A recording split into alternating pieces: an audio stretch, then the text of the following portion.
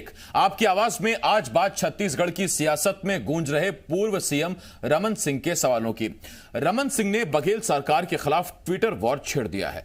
पूर्व सीएम रमन सिंह ने ट्वीट कर सरकार से झीरम के सबूतों, बेरोजगारी भत्ते और बैरियर को फिर से अनुमति देने पर सवाल पूछे, तो जवाब में सीएम ने रमन सिंह की पार्टी में उनकी पूछ परख पर ही सवाल खड़े कर दिए। इसका जवाब भी रमन सिंह ने दिया है। कई सवाल हैं जिनके जवाब जानने की कोशिश करेंगे। खास पैनल भी हमारे साथ जुड़ेगा, लेकिन आइए सबसे पहले देखते हैं एक रिपोर्ट।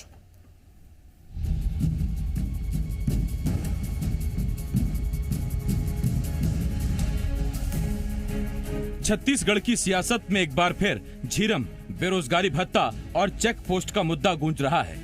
बघेल सरकार ने प्रदेश के 16 बैरियर्स खोलने की इजाजत दी तो बीजेपी सरकार पर हमलावर हो गई। जो कांग्रेस कभी रमन सरकार में बैरियर्स को लूट और कमीशन का जरिया बताती थी, अब वही सरकार तर्क दे रही है कि बैरियर न होने से जीएसटी का नुकसान हो रहा है। बैरियर के बहाने पूर्व सीएम डॉक्टर रमन सिंह ने सरकार के खिलाफ ट्वीट वॉर छेड़ दिया। रमन सिंह ने ट्वीट कर सरकार से 5 सवाल पूछे। रमन सिंह ने पूछा, चुनाव से पहले झीरम के सबूत थे, रोजगार के लिए ब्लूप्रिंट था, शराबबंदी के लिए योजना थी, रोजगार भत्ते के लिए पैसे थे, 2,500 रुपए समर्थन मूल्य देने के पैसे थे, मगर सरकार में आने के बाद अब सरकार के पास कुछ नहीं। रमन सिंह ने ट्वीट पर सरकार को घेरा तो सरकार ने भी सीधे पूर्व सीएम को ही निशाने पर लिया। सीएम बघेल ने पिछली सरकार को लूट की सरकार बताया तो साथ ही कह दिया कि रमन सिंह की अब पार्टी में कोई पूछ परख नहीं, इसीलिए राष्ट्रीय उपाध्यक्ष होकर भी प्रदेश स्तरीय बयान देते हैं। राष्ट्रीय स्तर पर अपने बयान देना है कि उसको प्रदेश स्तर पर लाना है, कि उसको भारतीय जनता पार्टी ने राष्ट्रीय उपाध्यक्ष बनाया है और वो प्रदेश के उपाध्यक्ष की तरह बयान दे रहे हैं, तो पहले अपनी भूमिका तय कर लें, वो किस भूमिका में है, क्या उनको तवज्जो नहीं मिल रहा है। और रमन सिंह जी को तो बोलने का हक ही नहीं है। 15 साल में जितना शोषण किया, जितना कमीशन खोरी किया है, जितना भ्रष्टाचार किया है, छत्तीसगढ़ को लूटने खसोटने का काम किया, उसको क्या बोलने का अधिकार है। बैरियर के बहाने रमन सिंह ने सरकार पर हमला बोला तो सीएम ने रमन सिंह की पार्टी में पूछ परख पर सवाल खड़े कर दिए। इसके बाद जवाब रमन सिंह ने भी दिया। अरे मैं 15 साल मुख्यमंत्री रहा हूँ छत्तीसगढ़ का और प्रदेश अध्यक्ष रहा हूँ छत्तीसगढ़ का, और छत्तीसगढ़ के प्रदेश अध्यक्ष में मुझे भूपेश बघेल से पूछने की ज़रूरत नहीं है। डॉक्टर रमन को खामोश करने की ताकत किसी में नहीं है। मैं उस मुद्दों को पूरी ताकत से, पूरी मजबूती से उठाता रहूँगा। जो मुद्दा भूपेश सरकार की असफलता, भ्रष्टाचार और जिस प्रकार की नीति चल रहा है, उसको हम लोग और आक्रामक उठाएगा। मैं राष्ट्रीय उपाध्यक्ष जरूर हूँ, मगर मेरा दायित्व और मेरा कार्य क्षेत्र छत्तीसगढ़ है और छत्तीसगढ़ में रह के मैं राष्ट्रीय उपाध्यक्ष का दायित्व संभालूंगा। भूपेश को ये चिंता नहीं करना चाहिए कि डॉक्टर रमन क्या बोलेगा।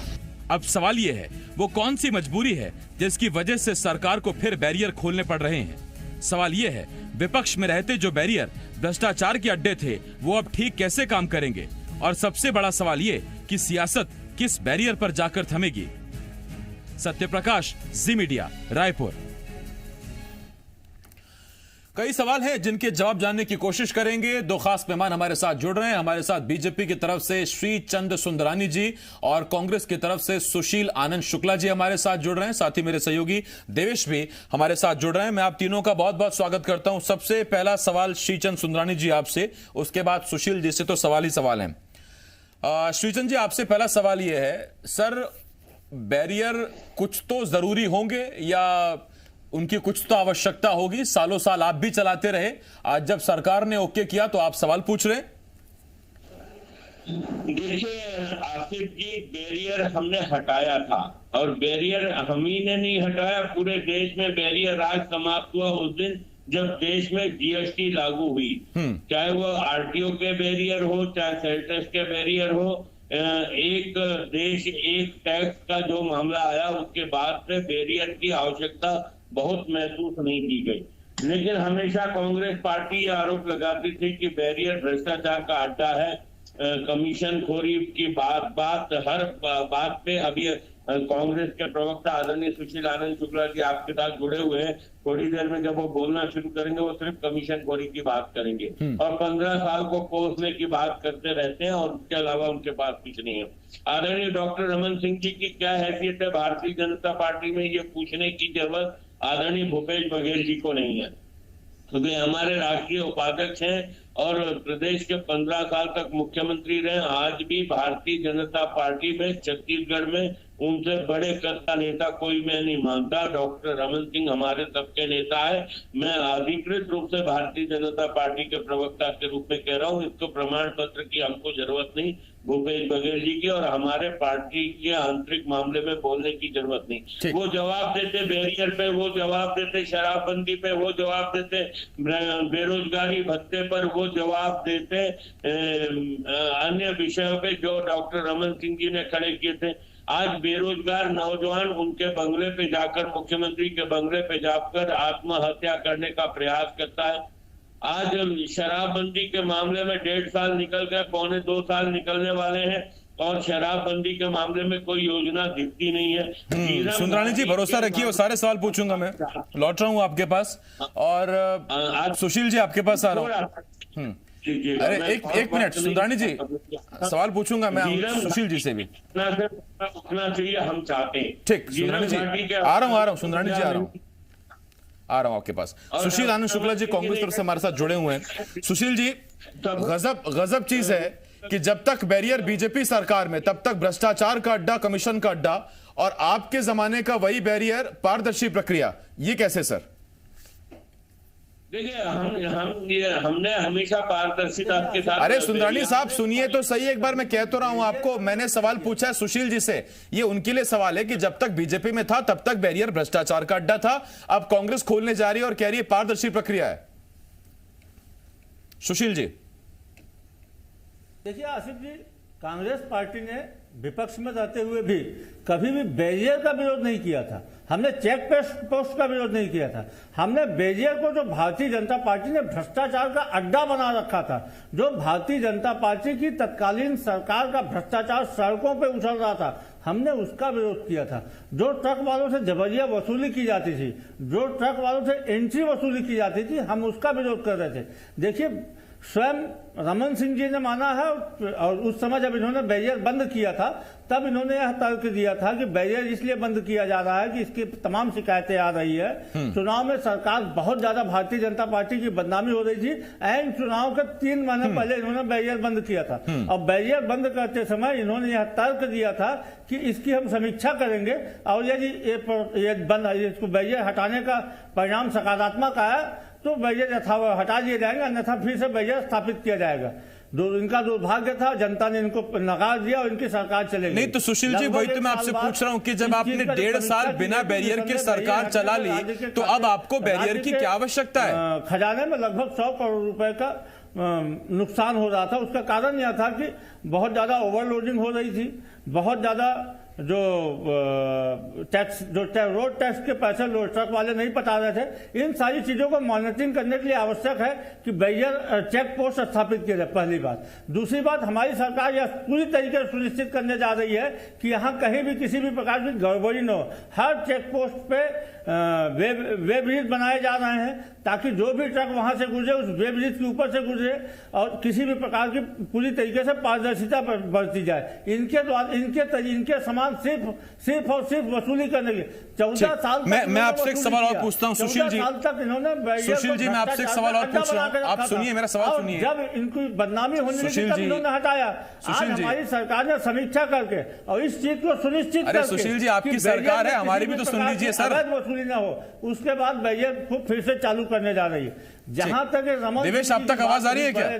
दम व्यक्त कर रहे थे रमन सिंह जी को भारतीय जनता पार्टी ने। तो फिर सुशील जी सुन नहीं रहे हैं, मैं देवेश आपके पास आ रहा हूं। भारतीय जनता पार्टी देवेश आपसे एक सवाल, ये कैसा तर्क है? अरे सुशील जी 1 मिनट रुकिए सर, पदाधिकारी है सुशील जी प्रभारी बनाए जाते हैं राष्ट्रीय फसलों पे। सुशील जी 1 मिनट रुकिए सर, 1 मिनट रुकिए सुशील जी, 1 मिनट रुकिए। कुछ रोक रहे हैं क्या? आवाज नहीं आ रही? हाँ अरे सर मैं रोक रहा था आपको, सब बोलेंगे तभी तो आनंद आएगा ना शुक्ला जी। आप अकेले बोलेंगे फिर कैसे आनंद आएगा सर, वो एक तरफा हो जाएगा सब। देवेश आपके पास आ रहा हूँ। जी। क्षमा चाहता हूं आसिफ जी, आवाज नहीं आ रही। अरे कोई बात नहीं सुशील जी, क्षमा मत मांगिए आप। देवेश आपके पास आ रहा हूं। देवेश, ये सरकार का कौन सा तर्क है जब हम पूछते हैं या विपक्ष जब पूछता है, और जाहिर बात है आप ही ने कहा था कि सरकार में आएंगे तो हम शराबबंदी करेंगे, हम आएंगे तो बेरोजगारी भत्ता देंगे, और उस पर जब आप सवाल पूछे कि कोई तो समय सीमा होनी चाहिए तो उसमें कहा जाता है 5 साल की सरकार है, अभी 3.5 साल बाकी हैं। मेरा जो सवाल है, सुशील जी अगर सुन रहे होते तो ये सवाल मैं उनसे पूछता, लेकिन फिर भी मैं आपसे पूछ रहा हूं कि अगर 5 साल की सरकार चुनी गई बहुत बढ़िया, लेकिन इसका मतलब ये कि आप जाते जाते अगर शराबबंदी करेंगे मतलब 5 साल आपने पूरा राजस्व उठाया शराब से, जो आपको नहीं उठाना चाहिए था, आपने वादा किया।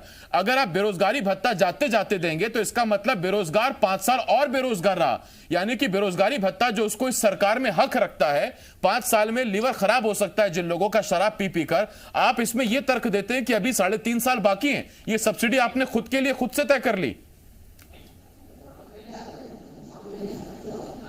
देखिए आसिफ, वादे तो काफी हैं और तमाम वादों को पूरा करने की बात अब तक कांग्रेस कह रही है, किसी वादे से मुकरी नहीं है, ये बड़ी बात है। लेकिन पूरा कैसे करेंगे, कब करेंगे, इन तमाम सवालों के जवाब जो हैं वो नहीं मिल पा रहे हैं। छत्तीसगढ़ में राजस्व जो प्राप्तियां हैं और लगने वाला स्थापना व्यय है, उसके अलावा जो पैसे बचते हैं उसमें एक बार में एक ही काम किए जा सकते हैं। शराब एक ऐसा मसला है जिसमें 3,000-4,000 करोड़ रुपए का राजस्व राज्य सरकार को प्राप्त होता है। उस पैसे से काफी हद तक जो डेवलपमेंट के काम है वो उसमें लगाए जाते हैं। वो दिगर बात है कि वो आता शराबियों के जेब से ही है और बाद में उसे फिर उनके डेवलपमेंट के लिए लगा दिया जाता है। शराबबंदी का प्रॉमिस जरूर कांग्रेस सरकार ने किया था, उन्हें बताना चाहिए कि आखिर कब, किस तारीख को, कब तक शराबबंदी की जाएगी, क्योंकि जो घोषणा पत्र था उसका एक अहम मुद्दा जो है वो शराबबंदी था। बेरोजगारी भत्ता एक अहम मसला था, जिसमें 2,500 रुपए बेरोजगारी भत्ता देने की बात कही गई थी। लेकिन क्या जब घोषणा पत्र तैयार किया जा रहा था उस समय इस बात का इल्म नहीं था कि आने वाले दिनों में स्टेट की जो इकोनॉमी होगी वो किस तरह से होगी, क्या नए जो रिसोर्सेस हैं छत्तीसगढ़ में इकोनॉमी के लिए वो डेवलप किए जाएंगे, क्योंकि अब तक जो है डीएमएफ जो बीजेपी सरकार में शुरू हुआ था उसके अलावा कोई बड़ा राजस्व का कोई सोर्स जो है अलग से राज्य सरकार को मिले वो दिखाई नहीं पड़ता। वो दिगर बात है कि डीएमएफ का पैसा एजुकेशन और हेल्थ के सेक्टर में मुख्यमंत्री ने लगाने के लिए कह दिया है, पहले उसमें गार्डन में बना करते थे। तो ये एक रिसोर्स जो है वो राज्य सरकार अब तक डेवलप नहीं कर पाई है, जिसके जरिए शराबबंदी और बेरोजगारी भत्ता इस तरह के जो अलग अलग सेक्टर में खर्च किए जाने हैं उसके लिए जो राजस्व जुटाने का काम है वो हो पाए। जी ठीक, इस पर सुशील जी मैं आपसे एक सवाल पूछ रहा हूं और प्लीज आप थोड़ा सर छोटे में उसको रखिएगा, उसके बाद सुंदरानी जी के पास मुझे जाना है।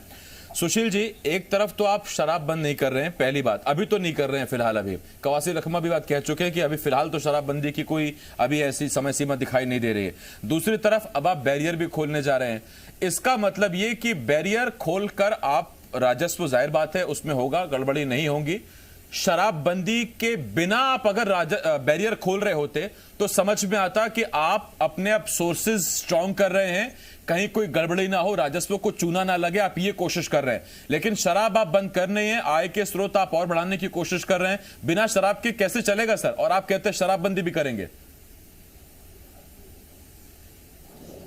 आसिफ जी, किसने कहा कि हम शराबबंदी नहीं करने जा रहे हैं?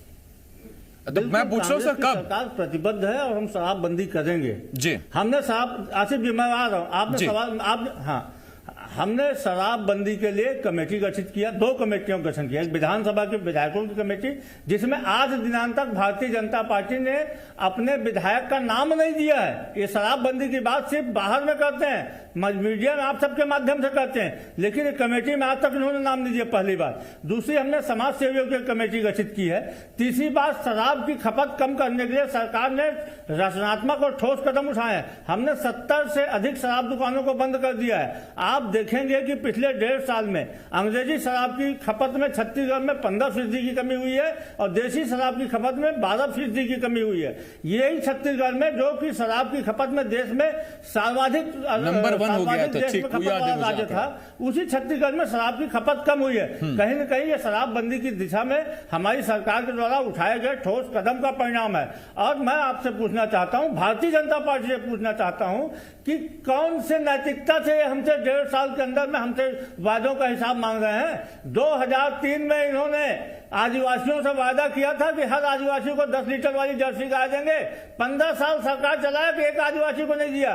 2003 में इन्होंने बेरोजगारी भत्ता 500 रुपए देने की बात की थी। सुशील जी, जब आप सवाल पूछ रहे हैं तो ये सवाल भी पूछ लेता हूं अभी सुंदरानी जी से। रमन सिंह 15 साल सरकार चलाने के बाद हमसे 1.5 साल में हिसाब कौन सी नैतिकता से मांग रहे हैं? ठीक, मैं लौट रहा हूं आपके पास सुशील जी। बिल्कुल हर वादे को पूरा करेगी। सुशील जी, आपने सवाल पूछा, इसका जवाब 1.5 साल में हमने 36 में से 22 वादे पूरे किए हैं। मैं लौट रहा हूं आपके पास, लौट रहा हूं सुशील जी।